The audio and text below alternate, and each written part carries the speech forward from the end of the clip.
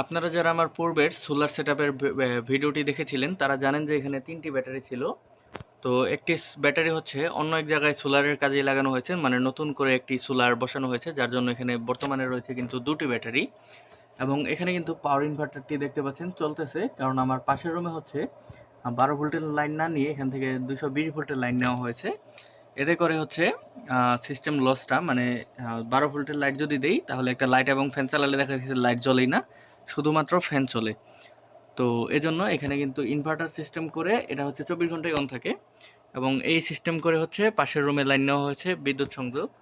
এবং গত ভিডিওতে এই চার্জারটি, আপনারা যে চার্জারটি দেখতে পাচ্ছেন, এই চার্জারটি হচ্ছে অফ ছিল, মানে সবুজ বাতি জ্বলতেছিল, লাইন খোলা ছিল তখন দিনের বেলা। তো এখন রাতে দেখা গেছে আমার প্রয়োজন, তাই মানে ব্যাটারি একটু কম চার্জ হয়েছে যেহেতু বৃষ্টির দিন, সেজন্য এটা হচ্ছে চার্জে বসিয়ে দিয়েছি এখনও। এখন দেখতে পাচ্ছেন আমার কিন্তু ২-৩টি লাইট জ্বলতেছে, এবং চার্জিং অবস্থায় এটার ভোল্টেজ রয়েছে কিন্তু কন্ট্রোলারে ১৩.৪ ভোল্ট। এবং এখানে যে মোটা পাইপটি দেখতে পাচ্ছেন এটা হচ্ছে সোলার থেকে সরাসরি একটি মোটর চলে, মিনি একটি পাম্প, যা ৪ লিটার পানি উঠাতে পারে প্রতি মিনিটে। তো মোটর সেট আপ করা হয়েছে, এখানে একটি রিলে সিস্টেম আছে। তো এই রিলে দিয়ে যাতে করে সুইচের উপরে বেশি চাপ না পড়ে।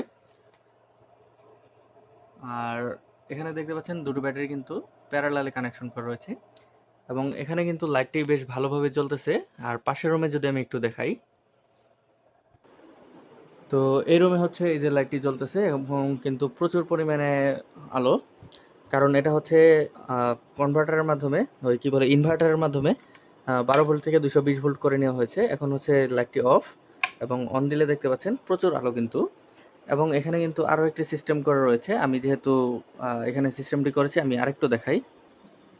তো এখানে হচ্ছে দুটো কানেকশন গেছে হচ্ছে লাইটের, আর বাকি দুটো কানেকশন কোথায় গেছে আমি আরেকবার একটু দেখাচ্ছি। এখানে হচ্ছে ওই যে লাইট পর্যন্ত, এবং এই লাইট থেকে হচ্ছে এই যে হচ্ছে কানেকশন এখানে চলে আসছে। তো এটাও কিন্তু সম্পূর্ণ সোলারে, এটা কিন্তু বিদ্যুৎ না থাকলে তখন আমি এটা চালাতে পারি।